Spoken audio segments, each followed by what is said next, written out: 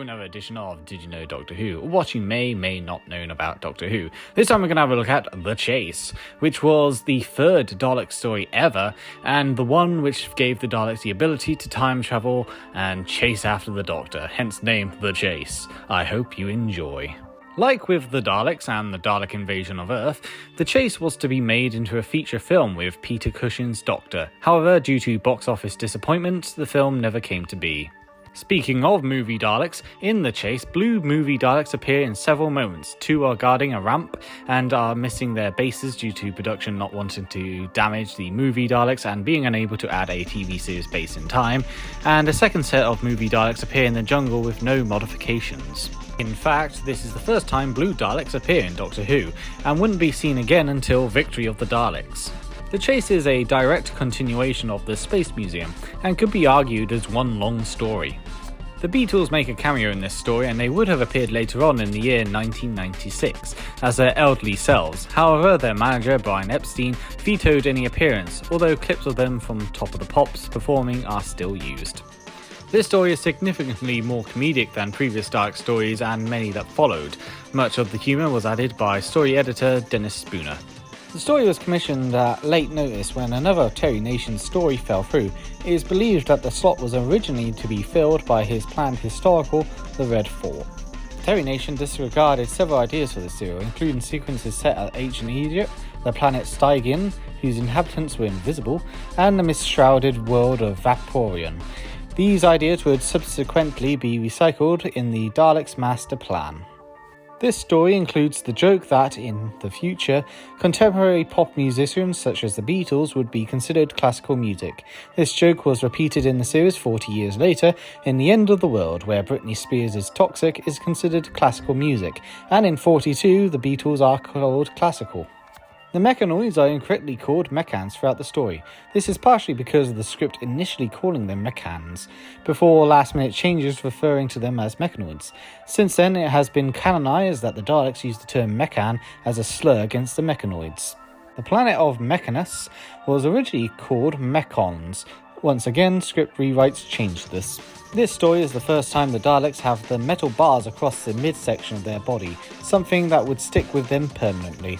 William Hartnell complained to the production about the fact that Barbara and Ian would leave after this episode, having become good friends with their actors, and was in a bad mood throughout the shoot. Hartnell also had a miserable time filming, having disliked the script, Verity Lambert's attitude, and to make matters worse, he was beginning to struggle with reading the script lines. Working titles included were The Daleks 3 and The Pursuers. Other changes to Terry Nation's original proposal of the final serial included, in the original storyline, the TARDIS crew would witness on the visualizer William Shakespeare discussing with his wife the possibility of allowing Francis Bacon to use his name on Bacon's play, as well as a speech by Winston Churchill.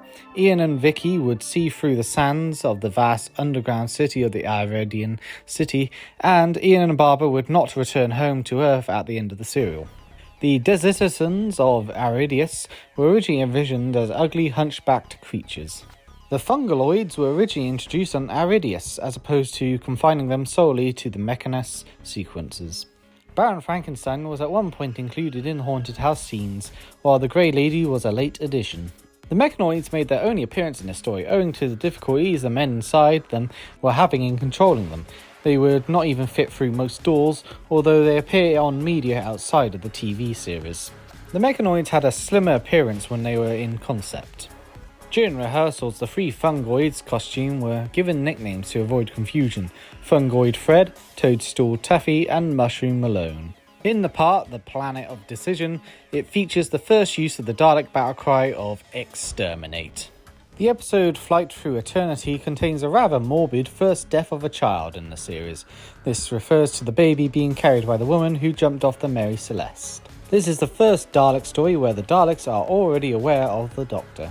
This is the last 6-part story until the Power of the Daleks a little over a year later, and therefore the last 6-part story of the Hartnell era. Originally, it was hoped to realise the scene where a Dalek levitated out of the sand by burying a Dalek casing in a dune, and then pulling it out with a rope attached to a Land Rover. Unfortunately, when the shot was attempted, it was found that the weight of the sand kept the Dalek pinned firmly in place. The sequence instead was performed as a model shot at the BBC television film studios in Ealing. The Mechanoids were created to be recurring and to be adversaries to the Daleks for future stories, but the idea never came to be. That was until the comics and the internet series Daleks. And that is it for today. I hope you enjoyed. The Chase is certainly, in my opinion, the weakest of the Hartnell Dalek stories. For me, the Dalek Invasion of Earth is probably the best one, and the Daleks is obviously a classic, and I've never seen the Dalek Master Plan because it's mostly missing. However, the Chase for me is probably the weakest of the trilogy, I guess you could say. It just doesn't have as much oomph to it compared to the other two, and I think the comedic value is probably what brings it down a little bit. I think some of the more light-hearted moments is just kind of unnecessary. For example, the haunted house moment was completely stupid in my opinion, and I was not really a fan of the whole bringing in the Beatles for that one sequence. I think that was kind of lame. However, I will say this, it does pick up a bit when the Daleks actually start getting a bit more serious and start chasing after them, and you arrive on Mechanus, which, you know, you have the big battle between the Mechanoids and the Daleks, which is honestly one fantastic sequence. The Mechanoids themselves are a fantastic addition to Doctor Who, and it's a shame that they don't really make more appearances outside of expanded media, I should say.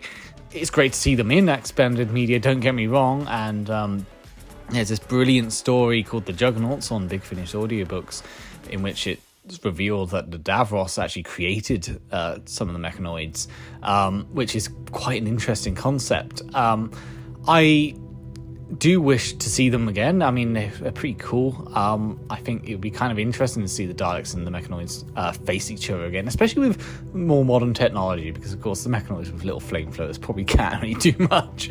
That said, aside from those brilliant moments, and obviously it's quite nice to see Barbara and Ian have a little happy ending at the end, which is quite sweet, all things considered.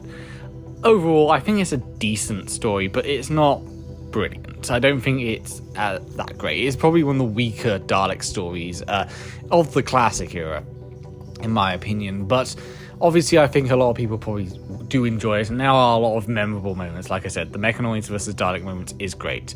It would have been very interesting to see a TV movie of this, because, or I say TV movie, a cinematic movie of this, because I think it would have been interesting to see what they would have done with that concept. Obviously, there's been a lot of hype over the 4K releases of the Dalek Doctor Who movies lately, and I do wonder if they will actually do some sort of like animated version of the proposed Chase movie. I don't know. That is one of those things that is a big what if, and it is very interesting nonetheless. It is also very interesting they use the movie Dalek props as well, even if they're butchered in one scene and barely utilised in the other. But I digress. Hope you enjoyed this edition of Did You Know Doctor Who, and I'll see you next time.